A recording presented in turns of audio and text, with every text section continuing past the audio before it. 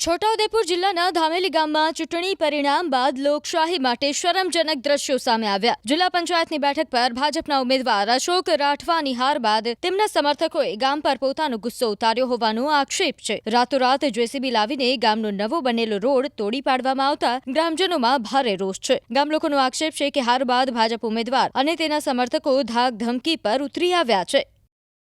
ચૂંટણી લીધે એમાં કઈ કોઈ મર્દન આપે કોના પરથી આપે કોઈને કહેતો નથી, પણ એમાં કેવું છે કે એના ઘરના જે ભાજપના પેલા એ છે ને એના કઈ તાનાશાહી ચાલે છે। લોકોના ટેક્સના પૈસાથી માણે છે, સમજીએ। એમ ખોદવામાં કેમ આવે? લોકોને અવર જવર રસ્તો કેમ બંધ કરવામાં આવે? આ ખોદે કોઈને પૂછ્યા વગર ખોદી નાખ્યો, એની ચાલે ને ભાઈ।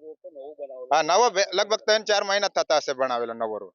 આ મારી દુકાન છે, મારી દુકાનનો બહારનો ઓટલો તોડી કાઢ્યો છે કોઈ, એ અમને ખબર નહીં કોણ છે કોણ નહીં, પણ આ ઓટલો અમારો તોડી નાખ્યો એ કોઈ વાંધો નહીં, અમે બનાવી લઈશું, પણ આવીને સોરા પાર્ટી બેસતે લાય એ અમારી વિનંતી છે।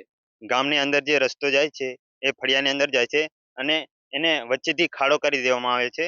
જ્યારે ચૂંટણીના 2 દિવસ થયા છે ત્યારે એ ખાડો ખોદીને જે ઘરના જે દુકાન છે દુકાને બધા લોકો બેસે કરીને બનાવેલા ઓટલાને પણ તોડી દેવામાં આવે છે। ત્યારે આ લોકો બજાર જતા લોકોને કંઈ બીજા જવા માટે કોઈ રસ્તો નથી, એટલે આ રસ્તાને ફરીથી બનાવી આપે એવી અમારી વિનંતી છે। ભાજપના નેતાઓ જે છે એ ચૂંટણી હારી ગયા એવું કરીને તોડી દીધું છે।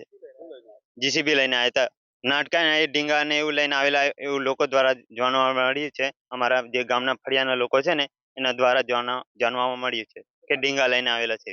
જે અમારા હકનું છે, જે સરકાર દ્વારા બનાવવામાં આવે છે એ નહીં મળતું તો પછી અમારે શું કરવાનું? જે સરકાર દ્વારા બનાવેલો રસ્તો પણ તોડી દે છે। વિજેતા ઉમેદવાર સુખરામ રાઠવાએ ગામની મુલાકાત લીધી અને ભાજપ પર તાનાશાહીના આરોપ લગાવ્યા। આ ભાજપના કાર્યકરો અને ભાજપના ચમચાઓ અહીંયાના લોકો સ્થાનિક લોકોને હેરાન કરે છે કે અમને તમે વોટ નહીં આપ્યા એમ કરીને આ લોકો હેરાન કરે છે અને ધાક ધમકી આપે છે, ઘરે જઈને મારવાની ધમકી આપે છે। એ રોડના વચ્ચોવચ્ચ ખાડો પાડી દેવામાં આવ્યો, જેથી કરીને અમુક જે ફળિયા છે એ ફળિયા ત્યાં અવર જવર બંધ થઈ જાય। આજે આટલી બધી આ ભાજપના નેતાઓ આજે તાનાશાહી કરી રહ્યા છે અને ઘરે ઘરે જઈને લોકોને ધમકાવે છે। જો આ તાનાશાહી નહીં ચાલે, લોકો હવે જાગૃત થયા છે।